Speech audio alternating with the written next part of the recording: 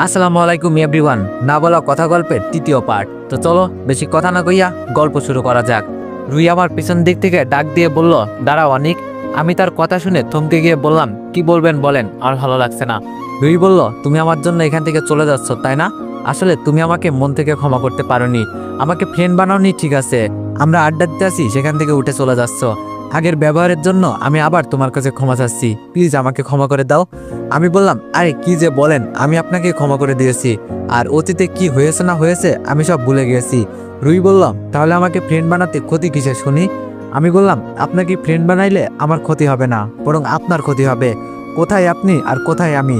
আমার সাথে বন্ধুত্ব করলে আপনার মান সম্মান চলে যাবে। কোথায় আকাশ কোথায় পাতাল, আমি আপনার স্ট্যাটাসের না, সো আমাকে আপনি বন্ধু বানাইতে পারবেন না। রুই বলল, ওই আমি তোকে বলছি তুই আমার ফ্রেন্ড হলে আমার মান সম্মান চলে যাবে? একবারও বলছি তোর আমার স্ট্যাটাস এক না। এখন বল, বন্ধু বানাবি নাকি বানাবি না?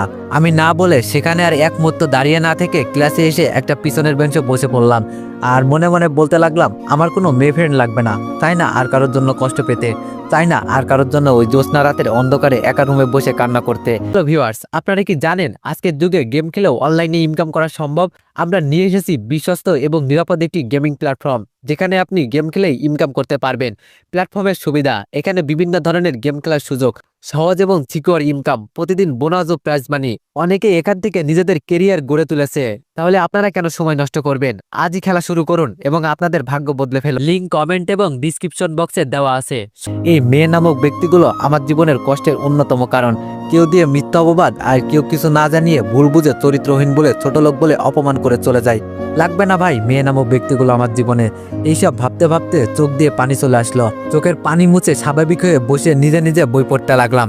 অন্যদিকে রুই কান্না করতে করতে আবিরকে বলল, আবির আমি কি এতই বেশি ভুল করে ফেলেছি যা ক্ষমার অযোগ্য? বলো না আবির।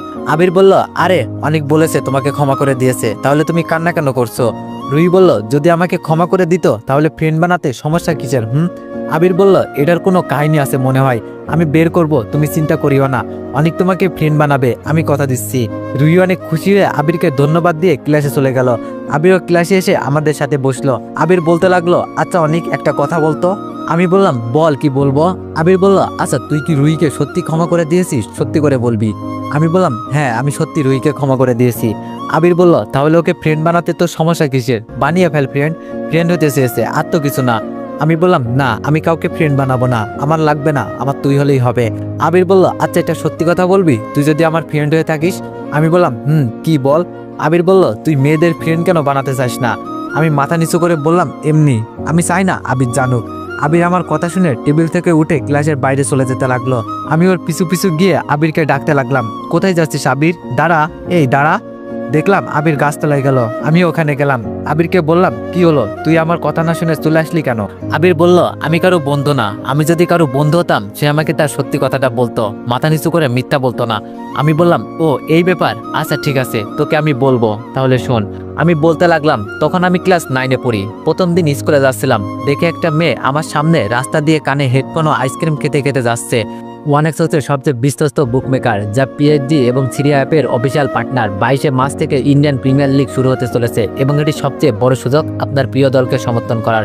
এই অ্যাপসে আপনি cricket, football, tennis live match দেখতে এবং তাদের স্কোর ভবিষ্যৎবাণী করে সহজেই অর্থ উপার্জন করতে পারবেন। সেই সাথে BMW গাড়ি, আইফোন, ল্যাপটপ এবং আরও অনেক নগদ পুরস্কার জেতারও সুযোগ রয়েছে। এই অ্যাপটিতে আপনি class crystal, under and over 21 ইত্যাদি গেম খেলে সহজেই আয় করতে পারবেন। আপনি বিকাশ, নগদ, রকেট ব্যাংক, ক্রিপ্টো, পেপল এবং অন্যান্য সহজ পদ্ধতির মাধ্যমে সহজেই আপনার জেতা টাকা তুলতে পারবেন। এখানে আপনি 24 ঘন্টায় 7 দিন গ্রাহক সহায়তা পাবেন। তাই এখনই পিন কমেন্টের লিঙ্ক ব্যবহার করে রেজিস্ট্রেশন করুন, অথবা গুগলে ওয়ানেক্স সার্চ লিখে রেজিস্ট্রেশন করুন। আর হ্যাঁ, রেজিস্ট্রেশনের সময় আমার প্রোমো কোড VODO7 ব্যবহার করে প্রথমবার ডিপোজিটে 20,000 টাকা পর্যন্ত পান। তার কোনো খেয়ালই নেই সে যে রাস্তার অতি ধারে চলে এসেছে। হঠাৎ পিছনে দেখি একটা ট্রাক তার দিকে বরাবর যাচ্ছে। ট্রাকওয়ালা অনেক জোরে হর্ন দিচ্ছে, তার কোনো খেয়ালই নেই। তাই আমি তাকে তাড়াতাড়ি করে গিয়ে ধাক্কা দিয়ে রাস্তা থেকে অনেক দূরে আনলাম। আরেকটির জন্য বেঁচে গেছে মেয়েটি।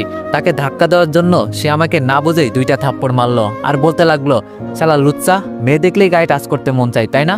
আমি বললাম, আসলে আমি এইরকম না, আপনি বোঝার চেষ্টা করুন একটু। মেয়েটি বলল, ওই আমি কি বুঝবো, হ্যাঁ তুই আমাকে ইচ্ছা করেই ধরলি, এটা নয় তো কি? আমি আসলে বলতে যাব, তখন একটা লোক এসে মেয়েটিকে বলতে লাগলো, এই আপনার সমস্যা কি? এই ছেলেটা আপনার জীবন বাঁচিয়েছে আর আপনি তাকে মেরে আবার অপমান করছেন। মেয়েটি বলল, আপনি কি বলতে চাচ্ছেন? লোকটি বলল, আপনি যে আইসক্রিম হাতে কানে হেডফোন দিয়ে গান শুনতে শুনতে রাস্তার অতি নিকটে চলে এসেছেন, তা আপনার খেয়াল আছে? পেছনে তাকিয়ে দেখছেন? এই ছেলেটি না আসলে তো আপনি এতক্ষণে মারাই যেতেন। আর ছেলেটাকে ধন্যবাদ না দিয়ে থাপ্পড় মেরে অপমান করছেন। এটা বলে লোকটি আরো বিড়বিড় করে চলে গেল। ওইদিকে লোকটি যখন মেয়েটির সাথে কথা বলছিল, তখন আমি মন খারাপ করে বাড়ি চলে আসলাম। মন খারাপের কারণে স্কুলে যাইনি। এজন্যই আজকাল মানুষ মানুষের উপকার করে না। মানুষের ভালো করলে তারা দোষ মনে করে আপনাকে অপমান করে। এইদিকে লোকটি যাওয়ার পর মেয়েটি যখন আমাকে সরি বলতে যাবে, তখন আমাকে পেল না। এদিক ওদিক আমাকে খুঁজতে লাগলো, কিন্তু আর পেল না। তাই সে তার গন্তব্যের দিকে চলে গেল। এইদিকে আমাকে এত তাড়াতাড়ি বাড়ি ফিরতে দেখে খালা বলতে লাগলো, কিরে আজ তোর স্কুলের প্রথম দিন, আর এত তাড়াতাড়ি ছুটি দিয়ে ফেললো নাকি? এক্ষুনি গেলি আবার এখনই চলে আসলি যে? আমি বললাম, খালা আমার ভালো লাগতেছে না, এই বলে নিজের রুমে চলে গেলাম। তারপরের দিন স্কুলে গিয়ে সোজা আমার ক্লাসে গেলাম। সেখানে পিছনে একটা সিটে বসে পড়লাম। কিছুক্ষণ বসে থাকার পর একটা ছেলে এসে বলল, হাই, আমি কি এখানে বসতে পারি? আমি বললাম, অবশ্যই বসতে পারেন। ছেলেটি হাত বাড়িয়ে দিয়ে বলল, হাই, আমি নুরুল মোস্তফা রাফি। আর তুমি? আমি বললাম, আমি অনিক আহমেদ। রাফি বলল, আচ্ছা, আমরা যখন একই ক্লাসে পড়ি তাহলে ফ্রেন্ড? আমি বললাম, ফ্রেন্ড। আচ্ছা, তোমাকে কি নামে ডাকবো, রাফি না মুস্তাফা? রাফি বলল, ওই আমরা এখন ফ্রেন্ড না? ফ্রেন্ডের মাঝে নো আপনি নো তুমি, অনলি তুই। বুঝতে পারছিস? তোর যেটা মন চাই সেটাই ডাকিস। আমি বললাম, আমি বুঝতে পারছি। আচ্ছা। রাফির সাথে আরো কিছুক্ষণ গল্প করতেছি, হঠাৎ একজন ক্লাসরুমে ঢুকলো। তাকে দেখে আমি পুরোই অবাক। মেয়েটা আর কেউ না, সে হলো কালকে সেই মেয়ে। আমি রাফিকে বললাম, দোস্ত, মেয়েটা কে? রাফি বলল, মামা, ভুলেও তার দিকে চোখ দিও না, কারণ সে চেয়ারম্যানের মেয়ে, অনেক রাগী। আমি বললাম, কিন্তু চেয়ারম্যানের মেয়ে আছে, ওইটা জানতাম, তবে সে এখানে কেন? আর মামা, আমি কেন তার দিকে চোখ দিব? তবে মেয়েটার নাম কি? রাফি বলল, মেয়েটা তার নানার বাড়ি থেকে পড়তো আগে। মেয়েটার নাম তানহা। আমি বললাম, ও, অনেক সুন্দর নাম। এগুলো ফিসফিস করে বলতেছি, হঠাৎ তানহার দিকে তাকিয়ে দেখলাম আমার দিকে তাকিয়ে আছে। আমি তার তাকানোর দেখে ভয় পেয়ে মাথা নিচু করে ফেললাম। আমার মাথা নিচু করা ফেলা সে নিজের মতো করে একটা বেঞ্চে বসে গেল। একটু পর ক্লাসে স্যার আসলো, ক্লাস শুরু হয়ে গেল। খেয়াল করলাম তানহা মেয়েটা আমার দিকে আর চোখে তাকাচ্ছে, তাই তার দিকে না তাকিয়ে আমি ক্লাস করতে লাগলাম। আমি আবার মেয়েদের একটু ভয় পাই তো। সব ক্লাস শেষে দুইজনে স্কুল থেকে বের হয়ে রাফিকে বিদায় দিয়ে একটু হাঁটার পর হঠাৎ কে যেন মেয়ে কণ্ঠে পিছন দিক থেকে ডাক দিল, এই যে কালো শার্ট সাদা প্যান্ট পরা ছেলে। আজ প্রথম দিন, তাই স্কুলের ড্রেস ছিল না। আমি পিছনে তাকালাম, কারণ এইসব কাপড় আমি পরেছি। তাকিয়ে দেখলাম সে আর কেউ নাই, তানহা। আমি তাকে দেখে ভয় পেয়ে বলতে লাগলাম, আমাকে ডাকছেন ম্যাম?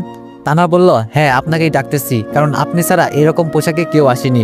আমি বললাম, ও, তা কি বলবেন, নাকি আরো কিছু বলার বাকি আছে? তানহা মাথা নিচু করে বলতে লাগলো, আমি আসলে কালকের জন্য সরি, আসলে বুঝতে পারিনি, আমাকে ক্ষমা করে দাও। আমি বললাম, আচ্ছা, ক্ষমা করে দিলাম।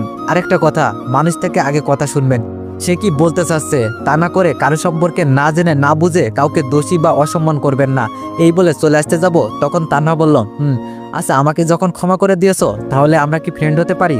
আমি মনে মনে কিছুক্ষণ ভেবে দেখলাম মেয়েটি তার ভুল বুঝতে পেরেছে, আর সে আমার ক্লাসে, সেও তো ফ্রেন্ড বানানোই যায়।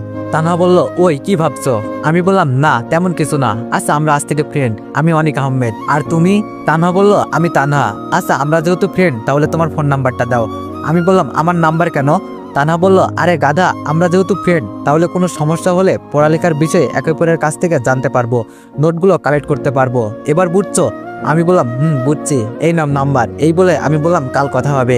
তানহা বলল, আচ্ছা, বাই।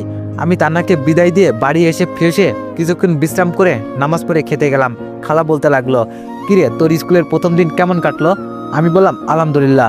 বলে খাচ্ছিলাম, হঠাৎ পিছন থেকে ঋতু এসে বলল, কি রকম হবে, মেয়েদের পিছনে টাঙ্কি মারছে, ওর যা ধারা, কি আর হবে। এই বলে তার রুমে সে চলে যেতে লাগলো। আমি কিছু না বলে মাথা নিচু করে খেতে লাগলাম।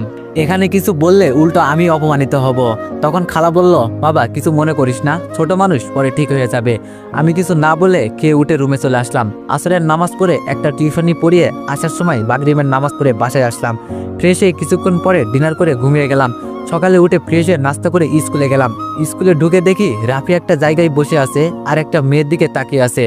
আমি এটা দেখে তার কাছে গিয়ে মাথায় একটা দিয়ে বললাম, শালা, এখানে একা একা বসে মেয়ে দেখছোস, ভণ্ড শালা। রাফি বলল, ওই, আমি মেয়ে কবে দেখলাম? আমি তো এখানে প্রকৃতি দেখতাছি। আমি বললাম, শালা, ওই হিজাবওয়ালা মেয়েটাই প্রকৃতি, তাই না? রাফি বলল, হ্যাঁ। না না না, ও কেন হবে? আমি বললাম, শালা, লুকাস না, বলে দিলেই হয় তুই ওকে পছন্দ করিস। আমার কথা শুনে রাফি লজ্জা পেয়ে মাথা নিচু করে ফেললো। আমি বললাম, হয়েছে হয়েছে, আর লজ্জা পেতে হবে না। রাফি বলল, মামা, আমি প্রথম দেখাতেই তাকে ভালোবেসে ফেলেছি, কিছু একটা কর মামা, প্লিজ। আমি বললাম, আচ্ছা মামা, আমি দেখি কি করা যায়, শান্ত হবে এটা। এগুলো বলতেছিলাম, হঠাৎ দেখি সেই মেয়ে আর তানা আসতেছে। রাফি বলল, মামা দেখ আমার ক্রাশ আসতেছে। আমি বললাম, তাই তো দেখছি। এইসব বলতে বলতে তারা দুজন আমাদের সামনে এসে দাঁড়িয়ে তানহা বলল, কেমন আছো অনিক? আমি বললাম, আলহামদুলিল্লাহ, তুমি? তানহা বলল, আমিও ভালো। ও তোমাদের পরিচয় করিয়ে দিই, এটা হলো আমার বান্ধবী কানিজ ফাতেমা, আর ফাতেমা এ হলো অনিক, আমার বন্ধু। তোমায় বললাম না যে ওই। কানিজ বলল, ও হাই। আমি বললাম, হাই তানা, এটা হলো আমার বন্ধু রাফি, আর রাফি এটা হলো আমাদের ফ্রেন্ড তানহা। পরিচয় হতে হতে দেখি ক্লাসের টাইম হয়ে গেছে, তাই তানহাকে বললাম, চলো এখন পরে আড্ডা দিতে পারবো, এখন ক্লাসের টাইম হয়ে গেছে। তানহা বলল, চলো। এই বলে সবাই ক্লাসের দিকে চলে গেলাম। ক্লাস করতেছি, হঠাৎ রাফি বলল, কিরে মামা, তুই চেয়ারম্যানের মেয়ের সাথে কিভাবে বন্ধুত্ব করলি? আমি বললাম, তাহলে শোন। তারপর তাকে সব খুলে বললাম। সে শুনে বলল, তাই তো বলি মামা, যেই মেয়ে কোনো ছেলের সাথে কথা বলে না, কাউকে পাত্তা দেয় না, তোর সাথে ফ্রেন্ডশিপ করলো। আমি বললাম, তবে যাই বলিস তাদের তোরই লাভ হয়েছে, তুই কানিজকে ভালোবাসিস তা বলতে পারবে। রাফি লজ্জা পেয়ে বলল, যা শালা। এভাবে আমাদের বন্ধুত্ব খুনছুটি, স্কুল আর টিউশনি করে 4 মাস চলে গেল। এই 4 মাসে তানা আমাকে অনেক কেয়ার করতো, অনেক শাসন করতো। একদিন তো এরকম হলো, আমি একটা মেয়ের সাথে কথা বলতেছিলাম অনেক হেসে হেসে, হঠাৎ দেখি তানা আমার দিকে রাগি লুকে তাকিয়ে আছে। আমি এটা দেখে মেয়েটাকে বিদায় জানিয়ে তানার কাছে গেলাম। আমি ভয়ে ভয়ে বলতে লাগলাম, তানা কখন আসলি? তানা বলল, কেন, আমি আসতে কি তোর কোনো সমস্যা হয়েছে? আমি বললাম, তা কেন হবে? তানহা বলল, তাহলে এইরকম প্রশ্ন কেন করলি? আমি বললাম, কই কিরকম প্রশ্ন করলাম? তানহা বলল, তোর পোস্টের গুষ্টি গিলাই শালা লুচ্চা, ওই মেয়ের সাথে কি কথা তোর? এত হেসে হেসে, কই আমার সাথে তো এইরকম করে কথা বলিস না। আমি বললাম, এমনি কথা বললাম। তানা বলল, তোর এমনি কথা বলার গুষ্টি গিলাই। আমি বললাম, আচ্ছা সরি, আর বলবো না, আমাকে ক্ষমা করে দে। তানা বলল, ক্ষমা করে দিতে পারি একটা শর্তে। আমি বললাম, কি শর্ত? তানা বলল, কান ধরে আমি যা বলবো তা বলতে হবে। আমি বললাম, প্লিজ এমনটা করিস না, আমি বললাম তো আর বলবো না কথা। তানা বলল, না হবে না, এটা না করলে আমার সাথে আর কথা বলবি না, এই গেলাম। আমি বললাম, আচ্ছা আমি রাজি, এই ধরলাম কান, এবার বল কি বলবো। তানা বলল, বল, আমি শপথ করিতেছি যে আমি আর কোনো মেয়ের দিকে তাকাবো না, আমি আর কোনো মেয়ের সাথে কথা বলবো না, এইটা বল। আমিও হুবহু বলে দিলাম, আচ্ছা এইবার চল, সময় হয়ে গেছে। তার এইগুলো দেখে আমি তাকে একটু একটু ভালোবেসে ফেলেছি, আর আমিও ভাবি তানাও আমাকে ভালোবাসে। অন্যদিকে রাফি আর কানিজের রিলেশন চলতেছে ভালোই। আজ স্কুল থেকে আসার সময় রাফি বলল, দোস্ত, আমার আব্বুর বদলির কারণে টেকনাফ চলে যেতে হবে। আমি মন খারাপ করে ফেললাম। রাফি বলল, দেখ, আমি চলে গেলে সমস্যা নাই, ফোনে তো কথা চলবেই, তাই না? আমি বললাম, আচ্ছা না গেলে হয় না? রাফি বলল, দেখ, আমার আব্বুকে অনেক বোঝাতে চেয়েছি কিন্তু পারিনি। আমি বললাম, কখন যাবি? রাফি বলল, আজ রাত 12টায়। দেখ, কিছু মনে করিস না, বাবা আজ স্কুলে আসার আগে বলেছিল। আমি বললাম, ও তাহলে তো তোকে এখন বিদায় জানাতে হবে। আচ্ছা চল, পার্কে যাই দুইজন, আর কখন জানি দেখা হয়। এই বলে একটা জায়গায় বসে রইলাম। রাফি বলল, আচ্ছা অনিক, তুই তানাকে ভালোবাসিস? আমি বললাম, তোর কাছে কি লোকাবো, বাসি, নিজের থেকেও বেশি।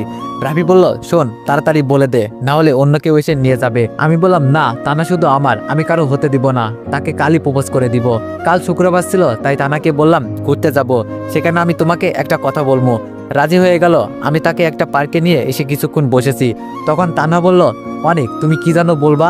আমি বললাম, আর দেরি না করে তাকে বলতে লাগলাম, তানহা, তোমার কেয়ারিং শাসনগুলো আমার অনেক ভালো লাগে, আর এই ভালো লাগা থেকে কখন যে তোমাকে ভালোবেসে ফেলেছি আমি ভাবতে পারিনি। তানহা, তুমি কি আমার ছেলের আম্মু হবা?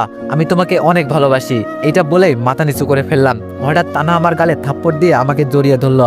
আমি তো পুরো অবাক। তানহা বলল, বুদ্ধটা মনে হয় আজকে বুঝতে পেরেছে। তুই বুঝিস না আমি তোকে কতটা ভালোবাসি, আমিও তোকে অনেক ভালোবাসি, কথা দিলাম কখনো ছেড়ে যাব না। আমি বললাম, আমিও, তুই না চাইলে আমি কখনো যাব না তোকে ছেড়ে। আর কিছু কথা বলে ঘোরাঘুরি করে বাসায় চলে আসলাম। এভাবে ভালোবাসার আগমন খুনসুটি দিয়ে 1 বছর কেটে গেল। তখন আমার এইচএসসি ফাইনাল পরীক্ষা আর 8 মাস বাকি। হঠাৎ একদিন তানা আমাকে পার্কে ডেকে যা বলল, তা শুনে আমার পুরো পৃথিবী অন্ধকার লাগছিল। আমি গিয়ে তানাকে বলতে লাগলাম, এত জরুরি তলব কেন? আমাকে আর কথার সুযোগ না দিয়ে থাপ্পড় দিয়ে তানা আমাকে বলল, তোকে আমি অনেক ভালো মনে করতাম, তুই যে এত নিচু মনের মানসিকতার মানুষ তা যদি আমি জানতাম তাহলে তোর সাথে রিলেশনে যেতাম না। আমি বললাম, আমি কি করলাম তা তো বলো। তানা বলল, এখন সাধু সাজে শালা লুচ্চা চরিত্রহীন মানুষ, ছি, তোর মতো চরিত্রহীন লম্পট লুচ্চাকে আমি ভালোবাসতাম, এগুলো ভাবতেই অবাক লাগে। তুই যেন আমার সামনে আসিস না, শালা চরিত্রহীন, কয়টা লাগে তোর? আমি বললাম, তানা, আমি কি করছি তা তো বলো। তানহা বলল, শালা তোর এই পাপি মুখ দিয়ে আমার নাম ধরে ডাকবি না। এই বলে তানহা দূরে চলে গেল। আর আমি চিৎকার করে বলতে লাগলাম, তুমি আমাকে ভুল বোঝো না, আমাকে ছেড়ে যেও না প্লিজ তানহা। কে শুনে কার কথা, সে চলে গেল। তাই আমি দেরি না করে বাসায় এসে কোনো কথা না বলে দরজা বন্ধ করে কান্না করে দিলাম। অনেকক্ষণ খালা ডাকলো খাবার খাওয়ার জন্য, কিন্তু খাইনি, আমার ভালো লাগছিল না বলে দিই। তাই খালা আর জোর করলো না, কিছুক্ষণ শুয়ে কান্না করলাম। তারপর নিজেকে সান্ত্বনা দেওয়ার জন্য শুয়ে থেকে উঠে ছাদে গিয়ে আনমনে ভাবলাম, আমি তো কিছু করিনি, তাহলে তান্না আমার সাথে এরকম কেন করলো। আরো অনেক কিছু ভাবছি, তখন পিছন থেকে কেউ বলতে লাগলো, আহারে বেচারা ছ্যাঁকা খেয়ে একদম বেকা হয়ে গেছে। এটা শুনে পিছনে তাকিয়ে দেখি এটা আর কেউ না, আমার খালাতো বোন ঋতু। তাই আমি বললাম, আমি ছ্যাঁকা খেয়েছি তা তুই জানলি কি করে? ঋতু বলল, তোর ছ্যাঁকা খাওয়ার কারণ আমি, আর আমি জানবো না তো কে জানবে বলতো। আমি বললাম, তুই কিন্তু এটা ভালো করিসনি, এটার জন্য তোকে অনেক পস্তাতে হবে। দেখিস আমার সাথে এটা করে তোর লাভ কি? তুই আমাকে অপমান করছিস তা ঠিক আছে, তা আজ আমার ভালোবাসার মানুষকে দিয়ে অপমান করালি। বা ঋতু, দেখিস তোর সাথে এইরকম হবে। ঋতু বলল, শকুনের দোয়াতে গরু মরে না। আমার লাভ হলো তোকে আমি দেখতে পারি না, আর তোর সবকে কিভাবে দেখবো? আরে তোর ভালোবাসা, এইরকম ভালোবাসা কত আইলো গেল, আর আশ্রিতা হয়ে চেয়ারম্যানের মেয়ে তোর সাথে মানায় না। তুই বরং পথের ভিখারি মেয়েকে খুঁজিস। আমি বললাম, তুই যেটাই করিস না কেন, কাল আমি তানার ভুল ভাঙিয়ে আমার করে নিব। ঋতু বলল, তার হবে না, যেইগুলো দেখাইছি আমার মনে হয় না তাকে আপন করা তো দূরে থাক, তার কাছে যেতে পারিস কিনা সন্দেহ। দেখবি কি দেখাইছি। আমি বললাম, তুই কি দেখাইলি যে তানা আমার কথা বিশ্বাস করলো না? দেখা আমাকে। এই বলে তানা দেখাইতে লাগলো। এইগুলো দেখে আমি তো পুরো অবাক, কারণ ঋতু যেইগুলো আমাকে দেখাইলো এইসব আমি কখনো করিনি। ঋতু আমাকে কিছু ছবি দেখাইছে যেইগুলোতে আমি একটা মেয়ের হাত ধরে হাঁটছি, ফুচকা খাচ্ছি, এমনকি কিস করতেছি। এইগুলো দেখে আমার পুরো মাথায় হাত। এই কাজ আমি তানার সাথেও কখনো করিনি। আমি বললাম, এটা কি করে সম্ভব? এই কাজ আমি কখনো করিনি। ঋতু বলল, এই কাজ তুই করিসনি, এইগুলো এডিট এআই দিয়ে। এখন তুই হাজার চেষ্টা করলেও তানাকে ফিরিয়ে আনতে পারবি না। আমি বললাম, তুই যদি আমার খালাতো বোন না হতি তাহলে কি করতাম সেটা আমি নিজেও জানি না।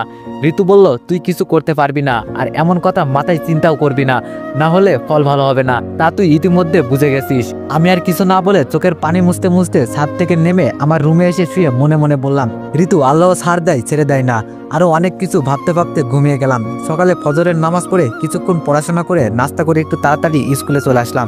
কিছুক্ষণের মধ্যে একে একে সবাই আসতে লাগলো। একটু পরে দেখলাম তানহা আসলো।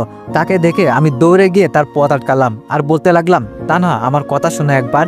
এগুলো ঋতু আর কিছু বলতে না দিয়ে ঠাস ঠাস করে থাপ্পড় দিয়ে বলতে লাগলো, ছোট লোকের বাচ্চা, তোর সাহস কি করে হয় আমার নাম ধরে ডাকার? তোর মতো লম্পট চরিত্রহীন নিচু মনের মানুষ আমি কখনো দেখিনি। সর এখান থেকে, আমার সামনে যাতে আর না দেখি তোকে। এই বলে চলে গেল আমাকে কিছু বলতে না দিয়ে। আমি তার চলে যাওয়ার দিকে তাকিয়ে কান্না করতে করতে বাসায় গিয়ে রুমে এসে কান্না করতে লাগলাম। এইভাবে চলে গেল এক সপ্তাহ। এই 7 দিনে এমন দিন নেই যে তানাকে বোঝাতে যায়নি, এবং প্রতিবার আমাকে অপমান করত, আর আমি সহ্য করে গেলাম। আজকে যাচ্ছি তাকে বোঝাতে, কারণ এই ভাইয়া মন তো আর বুঝতে পারে না, কারণ তাকে আমি যে বড্ড ভালোবাসি। আজ স্কুলের পথে দাঁড়িয়ে আছি, কারণ আজ স্কুলে যাবো না, তাই এই রাস্তায় দাঁড়িয়ে আছি, কারণ এই রাস্তা দিয়ে তানা স্কুলে যায়। কিছুক্ষণের মধ্যে তানাকে দেখতে পেলাম, আসতেছে, তাই তার সামনে গেলাম। তার সামনে দাঁড়াতে তানা বলতে লাগলো, এই ছোট লোকের বাচ্চা, তোকে কত অপমান করব? তুই আবার আমাকে বিরক্ত করার জন্য চলে আসলি? যাবি নাকি গণপিটানি খাওয়াবো?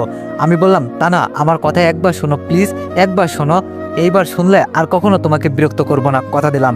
তানা বলল, সত্যি তো? আমি বললাম, সত্যি, 3 সত্যি। তানা বলল, বল তাড়াতাড়ি, বলে এখান থেকে যা, আমার ক্লাসে দেরি হয়ে যাচ্ছে। আমি বলতে লাগলাম, ঋতু আমাকে যা বললো সব বলে দিলাম। তানা বলল, তোকে আমি তারপরেও অনেক ভালো মনে করতাম, কিন্তু তুই যে এত নিচু তা আমি জানতাম না, এইমাত্র জানলাম। আমি বললাম, তানা আমাকে বিশ্বাস করো। এই বলার সাথে সাথে ঠাস করে থাপ্পড় দিয়ে তানা বলতে লাগলো, তোকে কি বিশ্বাস করব যে কিনা নিজের বোনের মতো মেয়েকে আজ বাজে বলে? আসলে তুই একটা খারাপ চরিত্রহীন লম্পট, আরো কিছু থাকলে সব। তোর লজ্জা করে না নিজের খালাতো বোনের নামে এইরকম কথা বলতে? যারা তোকে লালন পালন করছে, যারা তোকে থাকতে দিয়েছে। আমি বললাম, তানা বিশ্বাস করো। তানা বলল, এই তোকে বিশ্বাস করব? হাসালি, তোর মতো ছোট লোককে? আসলে তোর কোনো দোষ নেই, দোষ তোর মা বাবার, যে তোকে সঠিক শিক্ষা দিতে পারিনি। ও সরি, তোকে শিক্ষা দিবে কি করে, ওরা তো মারা গেছে। আসলে দোষ তোর চরিত্রের, আর তুই নিজে মানুষ হতে পারিসনি। এইসব শুনে নিজেকে আর নিয়ন্ত্রণ করতে পারিনি, কারণ আমার মরা মা বাবাকে নিয়ে খারাপ কথা বলেছে। তাই তাকে ঠাস ঠাস করে থাপ্পড় দিয়ে বলতে লাগলাম, এই তোকে আমি ভালোবাসতাম বলে তোর অপমান সহ্য করেছি, আর না, কারণ তুই আমার মরা মা বাবার উপর আঙুল তুলেছিস। আমি এমন কি করেছি? তোকে বিশ্বাস করতে হবে না, যা, তোকে আর বিরক্ত করব না, যা, আজ থেকে তুই মুক্ত। আর শোন, কখনো তোর সামনে আসবো না, আর তোকে আমি ভালোবাসি না। এই বলে সেইখান থেকে কান্না করতে করতে কিছু দূরে চলে আসলাম। আর একটু গেলে আমি বাসায় পৌঁছে যাব। এমন সময় একটা গাড়ি এসে আমাকে উড়িয়ে দিল। আমার মাথায় প্রচণ্ড আঘাত লাগলো এবং শরীরের অনেক জায়গা ভেঙে গেল। এমন সময় গাড়ি থেকে কয়েকজন নেমে এসে বলতে লাগলো, বস ও হয়তো মারা যাবে। বস বলল, কি বলিস দেখি। এটা শুনে আমি একটু চোখ মিলে তাকাতে চেষ্টা করলাম, আর দেখতে পেলাম এটা আর কেউ না, এটা হলো সজীব। আমাকে দেখে বলতে লাগলো, আর গায়েস, তোমরা যদি 1000-এর বেশি কমেন্ট করে দাও তাহলে কালকে অনেক বড় এবং দারুণ একটা ভিডিও বানাবো। তাই কমেন্ট করে জানাও তোমরা বড় ভিডিও চাও কিনা। তো এভরিওয়ান, নেক্সট পার্টের জন্য অপেক্ষা করো। ধন্যবাদ।